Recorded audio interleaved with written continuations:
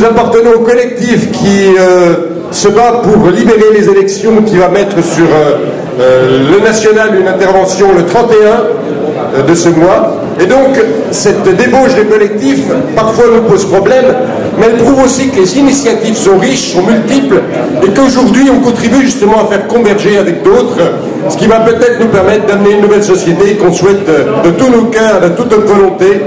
Vive les services publics, vive le service public de santé, et merci donc au maire d'Aubagne pour l'accueil qu'on a eu ici. 12 villes donc rassemblées dans une communauté d'agglomération de 105 000 habitants. Vous avez là Michel Lang, qui est le maire de la ville de la Destrousse, qui est le coordonnateur du comité de défense Agir pour l'hôpital d'Aubagne, et Josiane Royer, qui est l'animatrice du secteur défense et des services publics. Tous les deux sont élus. L'une est élue à Aubagne, l'autre est le maire de la Destrousse. Donc on est particulièrement heureux de vous accueillir aujourd'hui, tout d'abord parce que ça nous honore, ensuite parce que ça, on est un peu égoïste, ça nous réconforte dans la bataille que nous menons pour la défense des services publics et tout particulièrement pour la défense des services publics de santé. Et c'est pas vous que je vais dire que dans cette société, rien n'est gagné si on se contente d'attendre des décisions gouvernementales, quelles qu'elles soient et d'où qu'elles viennent. Je dis bien quelles qu'elles soient et d'où qu'elles viennent. Et la participation citoyenne mêlée aux syndicats, mais aussi au soutien que peuvent apporter les partis politiques, mêlée à l'ensemble des organisations qui sont les vôtres, sont indispensables pour promouvoir le service de santé publique. Ici sur Aubagne, on l'a dit certainement, grande bataille qui a été menée autour de l'hôpital public, qui couvre un secteur sanitaire de 150 000 habitants. Je suis président de l'ancien conseil d'administration et toujours président du comité de surveillance.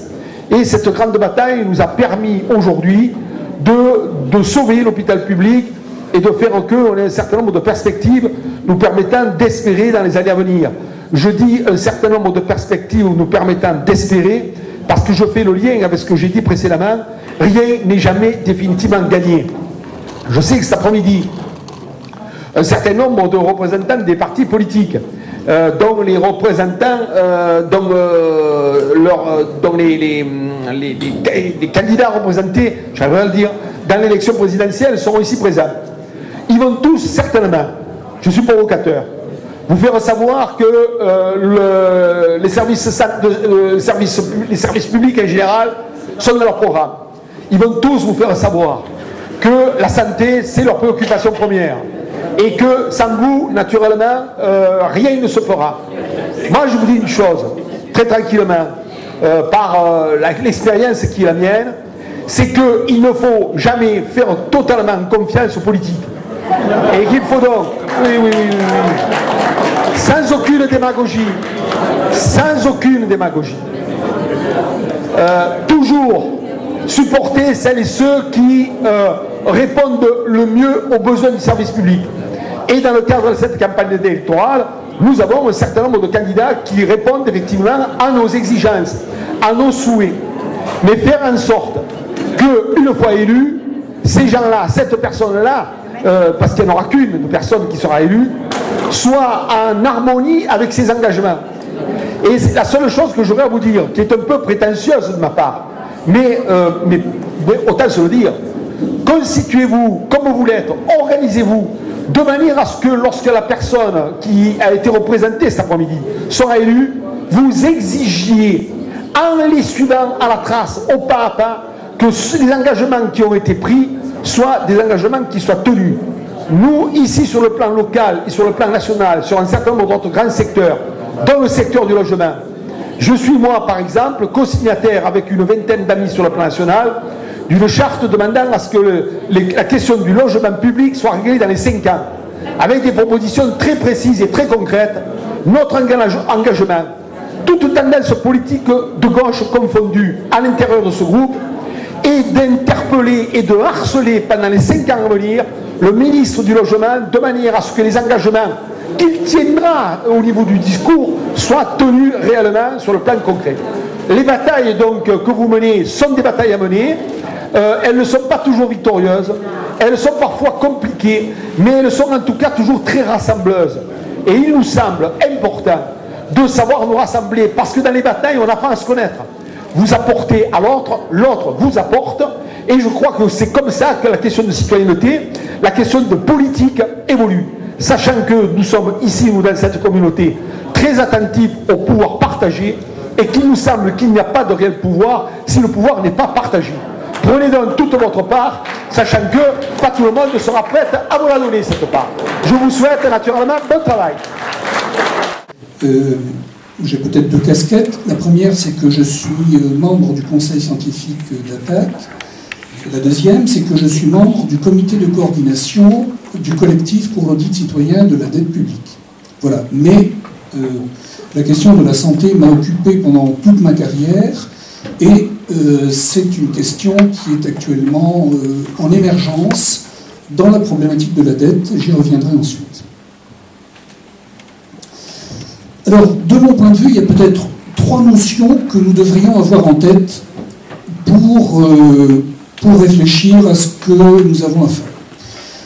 Ces trois notions, c'est premièrement la notion d'intérêt général. Et j'y reviendrai. La deuxième notion, c'est celle de rapport de force. La troisième notion, c'est celle de contrôle citoyen. Voilà, donc, qui est celle d'un bras de fer. Voilà. Donc vous vous imaginez dans un salon avec un bras de fer. À un moment donné, on ne sort pas l'école encore, mais peut-être qu'il faut montrer une certaine énergie dans la conviction. Alors, les partenariats publics-privés dans le domaine hospitalier, dans quel contexte nous situons-nous? Premièrement, économiquement. On est dans un contexte néolibéral, c'est-à-dire qu'on n'est plus du tout dans un contexte social républicain tel que nous l'avons connu après la guerre. Okay? On est à l'envers. Et on est à l'envers depuis 1973.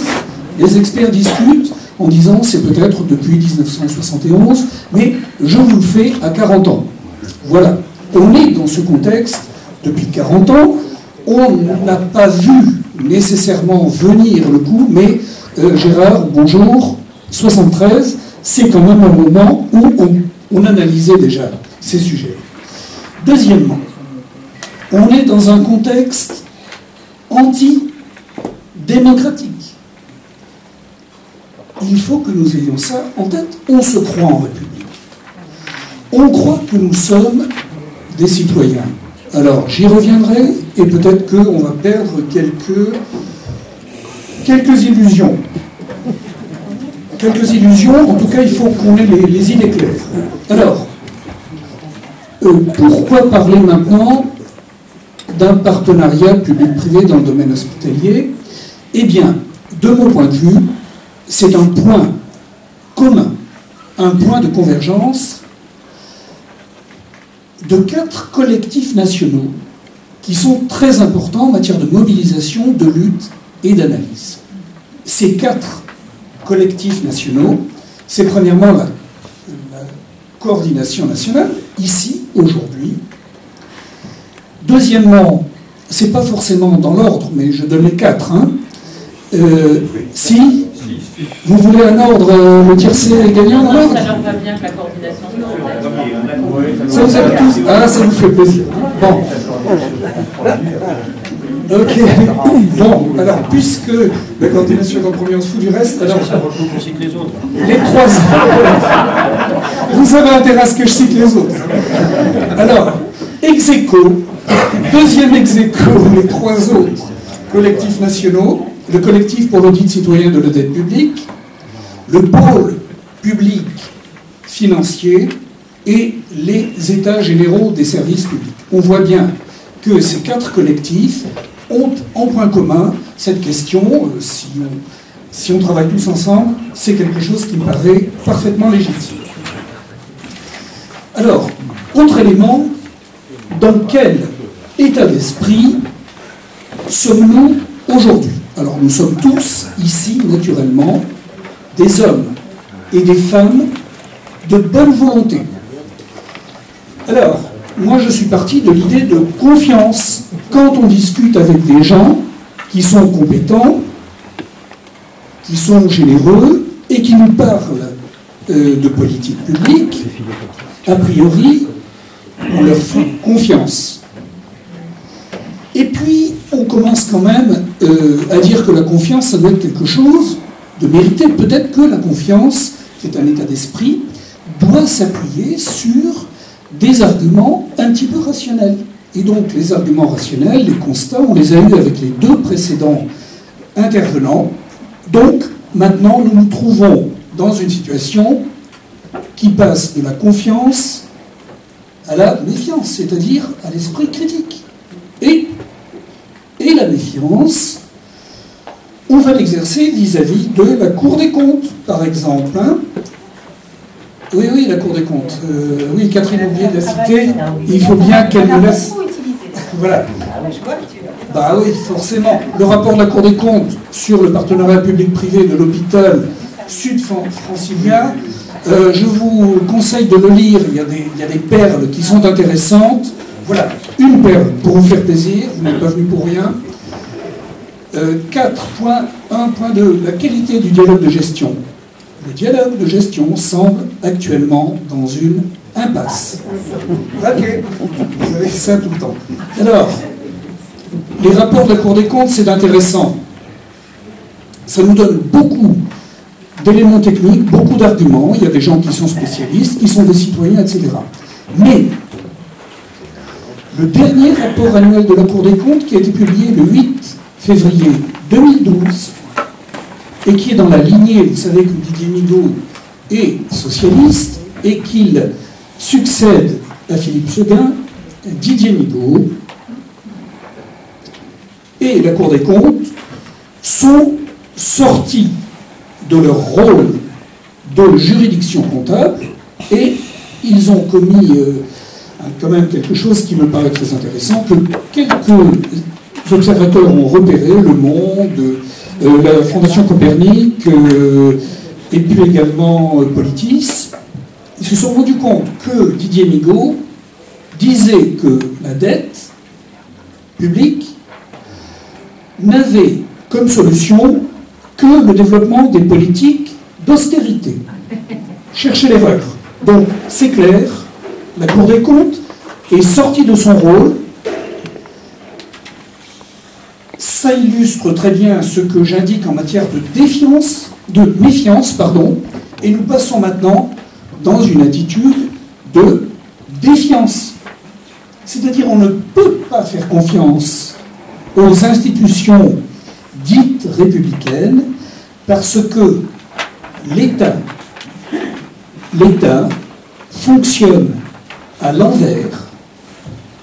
L'État n'est plus responsable ou garant de l'intérêt général, mais l'État est directement au service d'intérêts privés. Bien sûr, ça veut dire quoi? Ça veut dire que quand on est en train d'élaborer des lois, quand on est en train d'élaborer pire que des lois, c'est-à-dire des ordonnances. Les ordonnances, c'est on passe en force des dispositifs juridiques. Eh bien, en 2004, en 2005, en 2006, ces dispositifs juridiques ont été passés sans aucune concertation démocratique. Ok? Et c'était la gauche qui était au pouvoir à ce moment-là. Ce n'était pas les singes hurleurs que nous connaissons à la télé en permanence. Voilà. Alors, qui sommes-nous? Et que faisons-nous? Premièrement, nous sommes des citoyens. Deuxièmement, les citoyens composent la souveraineté nationale. Le souverain dans les sociétés démocratiques comme la nôtre, c'est le peuple. Le peuple, oui, Mélenchon si vous voulez, mais pas seulement, c'est aussi Stéphane Hessel, c'est aussi l'appel des appels, c'est aussi tous les observateurs. Oui, bien sûr, si ça vous fait plaisir de penser à Jean-Luc Mélenchon, je vous laisse ce droit. Simplement, le souverain, est-ce qu'on tient compte de son avis? Non, on est dans une société qui bafoue la souveraineté du peuple. Je vous donne simplement un exemple, qui est la question du traité constitutionnel européen et du vote de 2005. Ok? On nous dit, le souverain doit s'exprimer, vous vous exprimez correctement, non pas avec des cocktails Molotov, parce que ça fait quand même désordre, hein, les cocktails Molotov, mais exprimez-vous avec un bulletin de vote. C'est ce qu'on fait. Le souverain s'exprime. L'expression du souverain n'est pas prise en compte. On dit non, non, mais vous êtes vraiment... Le souverain n'a rien compris, il avait dû picoler juste avant d'aller voter, et donc on va vous remettre dans l'axe, on va vous dire ce que vous devez faire. Eh bien, actuellement, c'est exactement ce qui se passe sur la plupart des éléments. Alors, nous avons besoin, maintenant, en tant que souverain, en tant que citoyen, de faire notre boulot de contrôle. Alors, moi je m'exprime ici en tant que membre du collectif pour l'audit citoyen de la dette. Pourquoi? Parce que quand on réfléchit à la question de la dette, on a une antériorité. On regarde ce qui s'est passé dans des pays